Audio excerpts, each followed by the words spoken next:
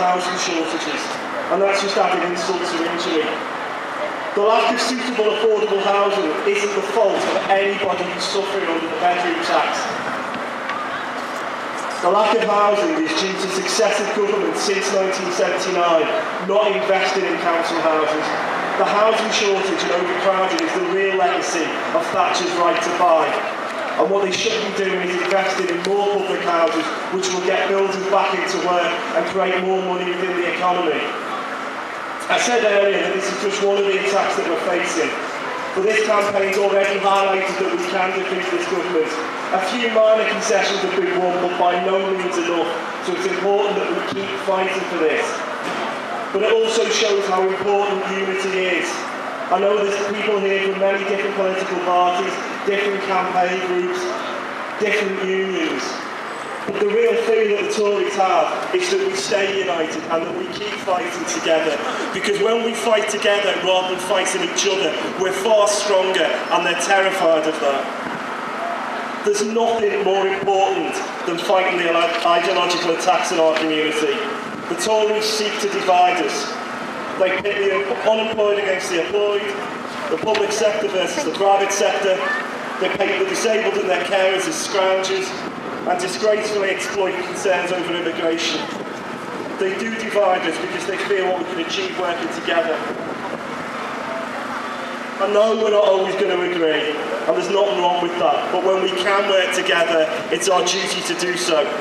You need to look back to the late 1960s when 187 women in Dagenham went out on strike, stuck together and ushered in the Equal Pay Act. If 187 workers can do that, what can happen if we all stick together and all fight together, not just on the bedroom tax, but on all the attacks on the welfare state?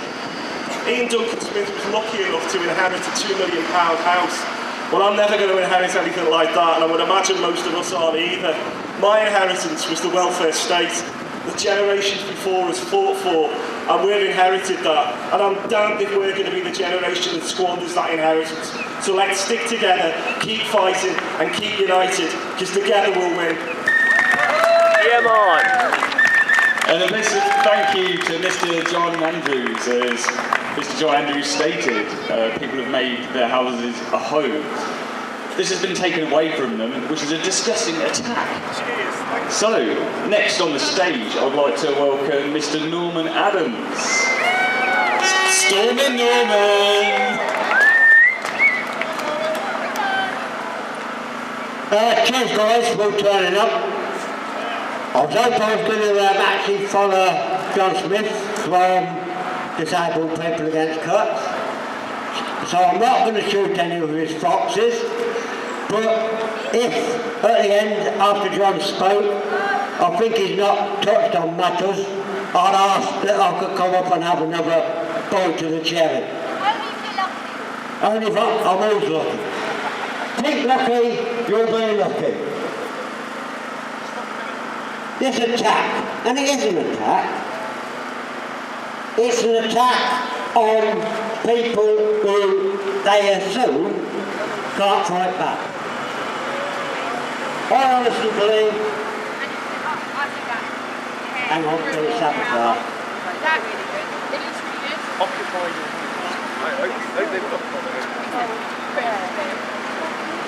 Can you hear me? Yeah. We don't have to change the way. I mean, we listen to the waffle that this bedroom tax is about making the best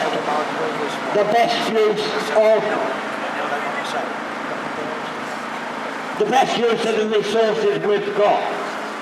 It's been proved a nonsense. The people that they're asking to move and the ones that have agreed, it was said in the council chamber only on Monday. They haven't got the smaller properties for them to go to. So what they're doing is they're hitting people for not taking something that they actually haven't built and they haven't got. The speaker before said about the reason we're not got them is we haven't built any council houses for about 30 years, and what has been discussed is every political party have gone along with this idea of flogging off the housing stock without replacing it. That has got to stop. These attacks on the poorest on society have got to stop. And if we have to be on the streets resisting, then that's what must happen. But I hope what we say loud and clear today is we're not going to see one of our tenants evicted over this.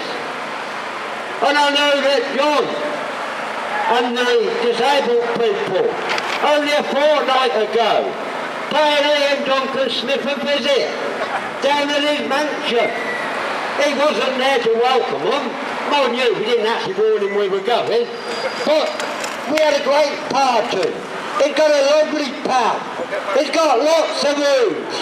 And the message of Northampton councillors and MPs going to get under their bonnets is, if we can do it to him, we can do it to you.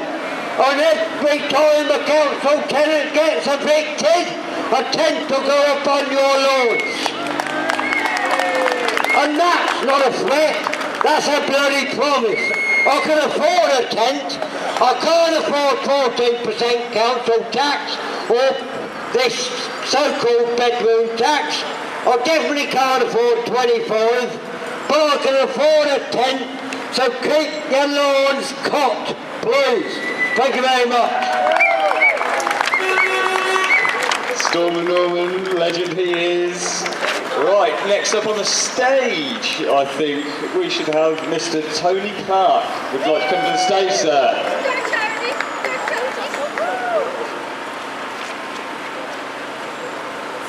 Fraternal greetings from Northampton Green Party to this, the second bedroom tax protest in a matter of weeks.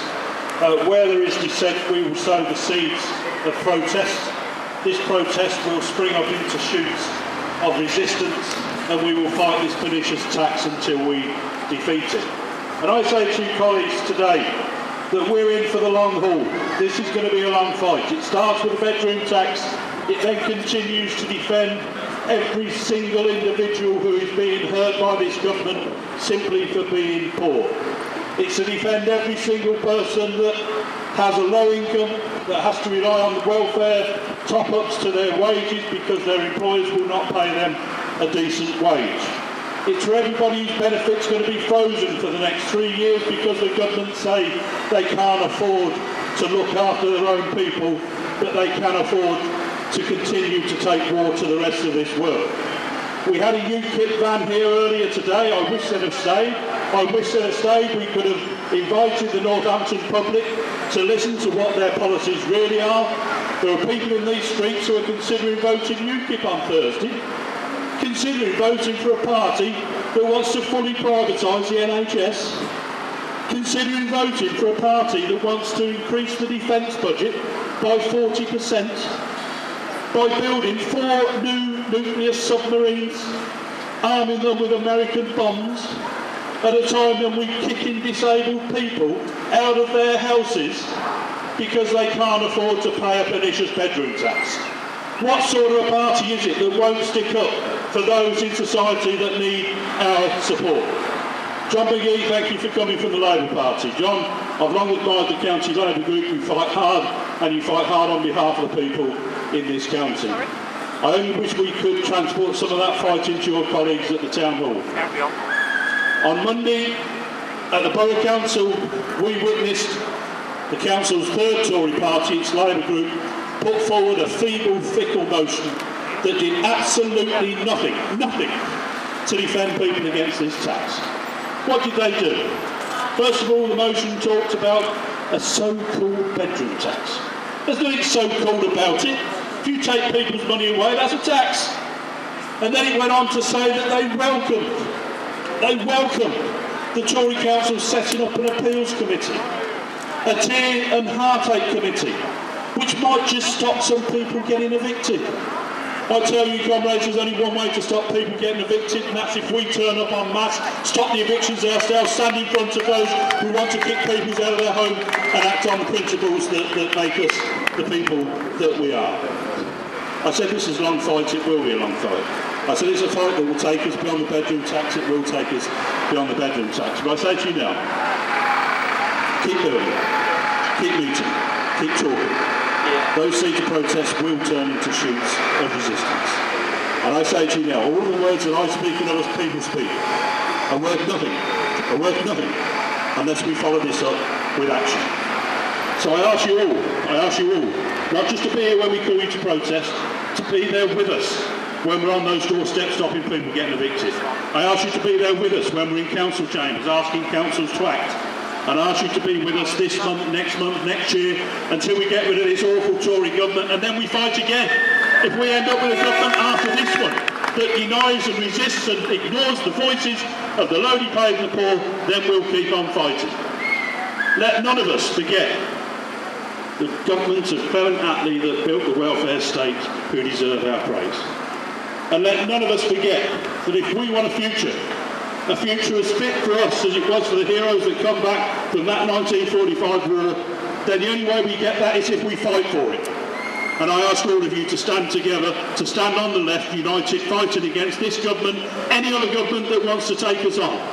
Together, united, we can defeat them, we will defeat them, we'll defeat this pernicious tax, and we'll scrap the bedroom tax, we'll scrap the Tories, we'll get the whole bloody lot out, and we'll make sure the left of this country are singing and talking and shouting again, and rolling again. God bless you all for coming today. Keep the protest up, keep the fight up, and protect these people here. Come with me. Stand outside their front doors and stop them being evicted. Simple as.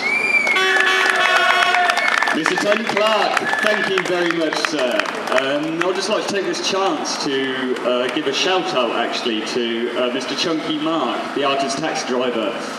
The other day he pushed a toy pig on his hands and knees 4 miles from his hospital. He suffers from bowel cancer, all the way to number 10 Downing Street, hand deliver his petition to the, I don't know how to say this without swearing, but to the government about the privatisation of the NHS. But anyway, next speaker we have Mr. John Smith, sir. Are you here?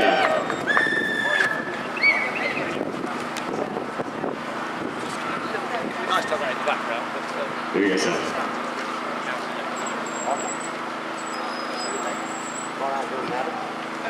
Thank you. As a member of Disabled People Against Cuts, Northamptonshire, I'm here as a disabled man to show solidarity with you all and anger at this government and all the local councils doing the dirty work of this evil government. This attack via the so-called bedroom tax, which is basically a theft against the poor in this country. This attack means that disabled people, we're being penalised for needing extra care and support in our own homes, for needing extra privacy and dignity in our own homes. What do they want us to do? Go back to the institutions that governments like them put us in the first place? They talk the language of care in the community and now viciously attack, undermine disabled people's basic rights to live decently with adequate support and aids and equipment which we need to live in the community. Getting care and support and adapted housing is now a real luxury and no longer a right in this country. This government cites the discretionary housing payments as a way to ease the hardship of this evil bedroom tax, when it is affecting thousands of disabled people. This payment is nothing, it's not going to address that issue, and it's not going to address the poorest sections of our communities being hit. It takes no account of the 100,000 people in adapted homes, or the many foster parents who need rooms for children, or parents sharing custody who need that spare bedroom. With all the attacks on disabled people and the government vilifying disabled people, portraying us as benefit scroungers and frauds, these lies need to be challenged. The only fraud going on is what this government is doing to disabled people and all the sections of our community. When over 100 million is being targeted to be taken away from the vital support disabled people receive, It's a drop in the ocean, this discretionary award, and won't stop disabled people losing our homes. Again, the poor and disabled people are being targeted to bail out this government, while the bankers, the tax avoiders, go back to their mansions to count their profits off our backs. The reality is, it's a benefit to the 1% who own the 80% of our national wealth and a tax on the 99%. Disabled people hit by the tax are living in adapted homes which we fought hard to make accessible. And now we're being forced to move. Where are the adapted houses for us to be found in Northampton or in Northamptonshire? It's a stupid, ill thought through tax. The extra costs of being disabled are still there. Any new places where we're forced to live has to be adapted again. How's that going to save any money? And it's going to again attack the public purse. Added to the stress, anxiety and isolation, we're being forced disabled people away from their own communities, from their families, from their friends. I'm sure the 100,000 odd disabled people would love to move into one of this government of millionaires' mansions. But again, we'd have to get their mansions adapted to get into them. As disabled people, we're not going to sit quietly. We'll join and support each other and our wider community, as we can't pay and we won't pay. An eviction of one of us is an eviction of us all. Whether disabled people or not, it will be a damning shame on this shower of a government if we allow them to get away with this. Let's make Northamptonshire a no eviction free zone, and hopefully at the end of this dreadful bedroom tax. Thanks. Massive round of applause to Mr. John Smith from Disabled People Against Cuts Northampton. As Mr. Smith pointed out, we are the 99%. They should not be going after us, the little people. They should be going after tax-avoiding corporations who cost the UK economy £70 billion per year. But anyway, putting that aside, I'd like to welcome Mr. Steve White. Would you like to speak, sir?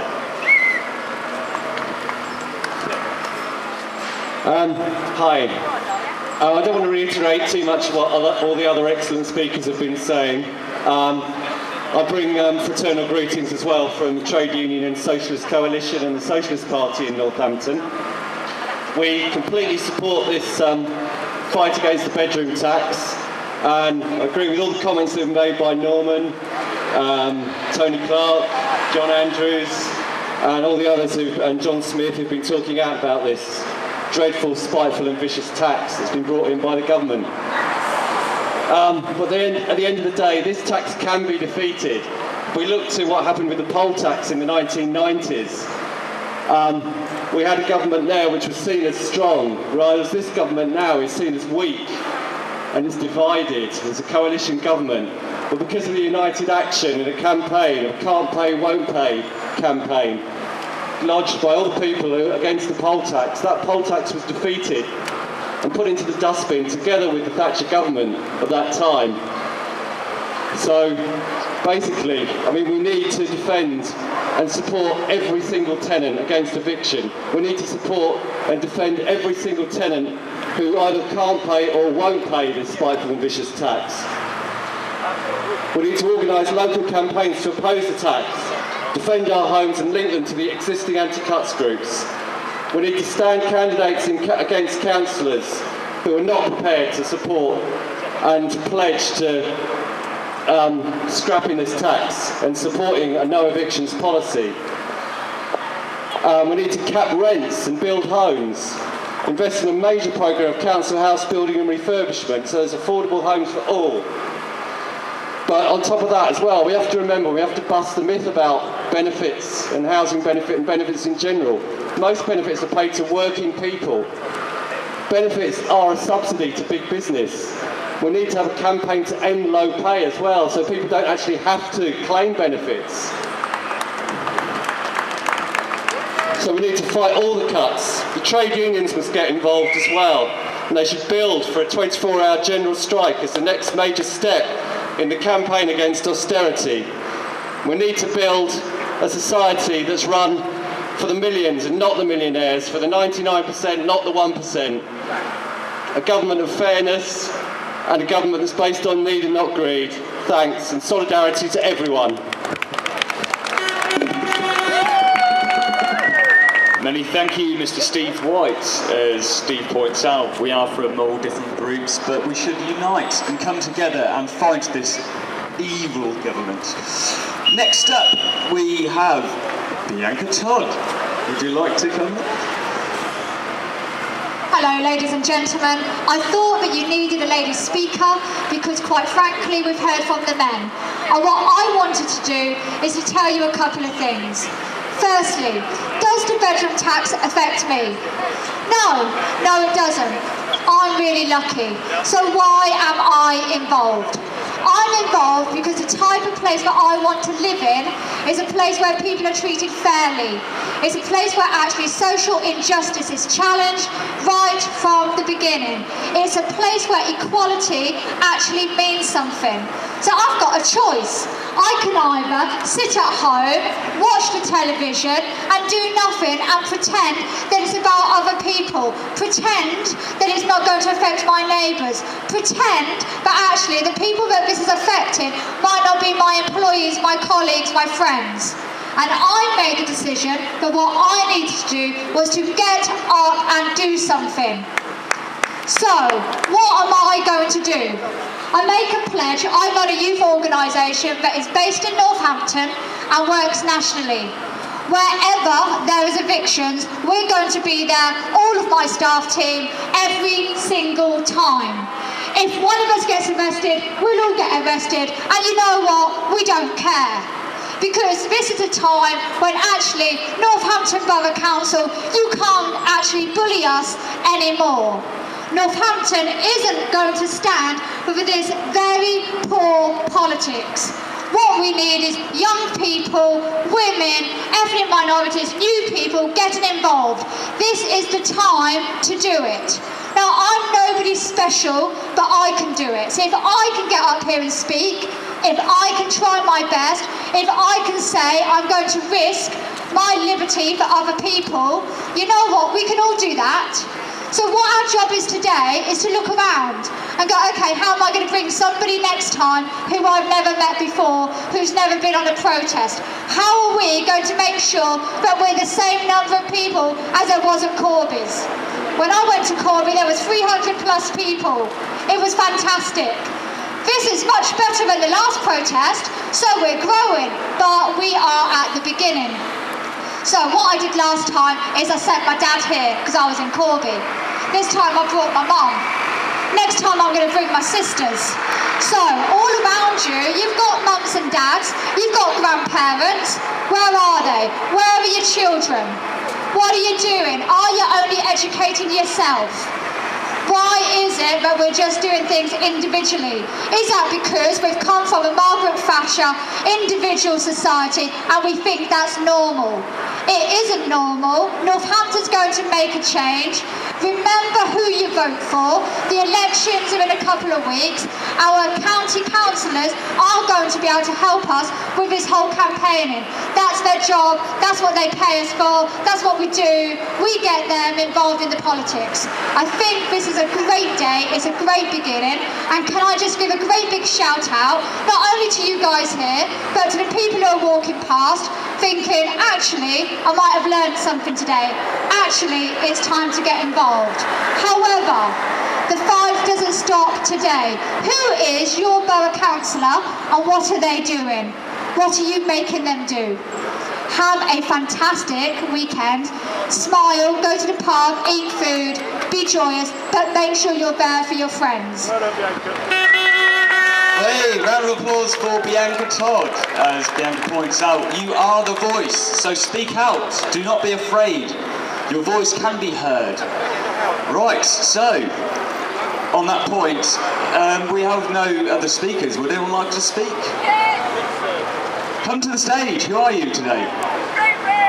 Well, hey! And after years hurling around, would you like to play the song?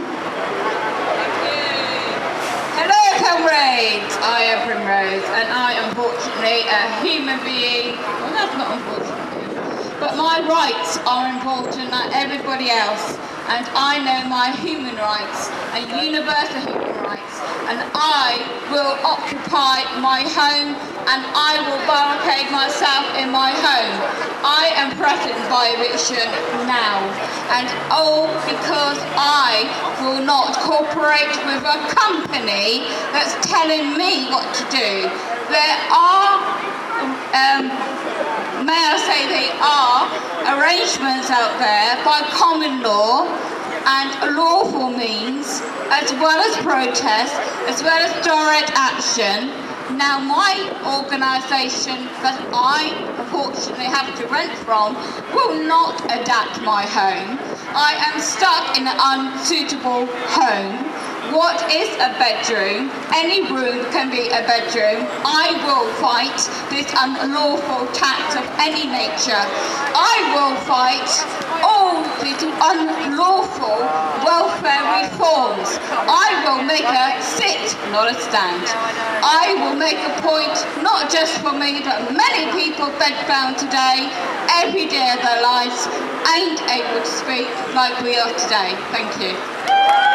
Well, hey, round of applause! So, do we have Helen here to play a sing-song? Right, has everyone got their song sheets? Yeah, man. Yeah.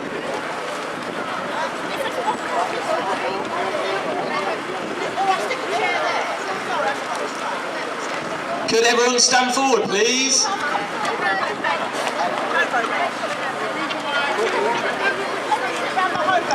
Right, ladies and gentlemen, you may have got a sheet from Norman, Disabled People Against Cuts, and on the back of that sheet is the famous bedroom tax song. Now, I'm going to be honest, we stole this from Corby. We thought they sang really well. We're going to be shite, but we're going to be shite together. Yoo-hoo!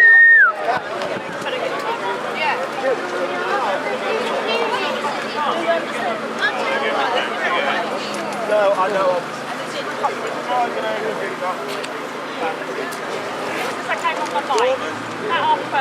Norman, you got one another sheet? Hey, you got another sheet? Yeah. It's going now. So you want to front of the floor?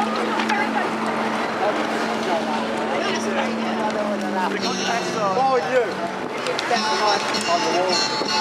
Are you going to sing now? Yeah, singing. Am I going to do it? I don't know how the tune goes. What about Fiona? Ask if anyone knows the tune. Okay.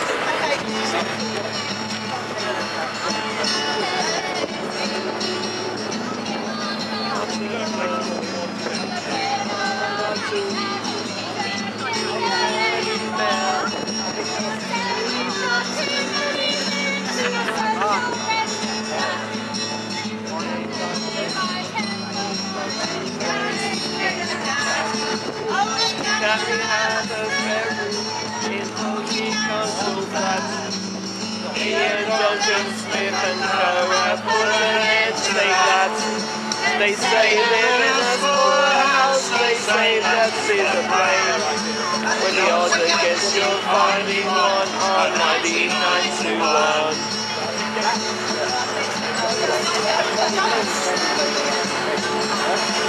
The aunt is in a wheelchair, but the stories didn't care. They say they have a deficit, she's got to pay her share.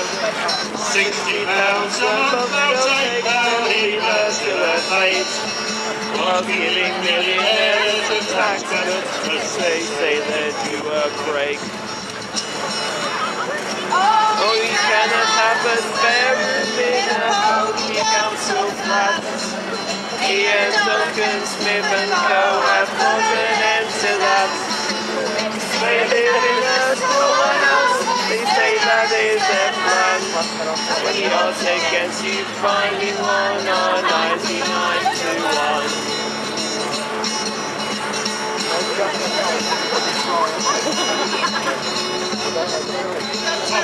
Harry's lobster pretty rude and a gap and a butcher there gives benefits at rates.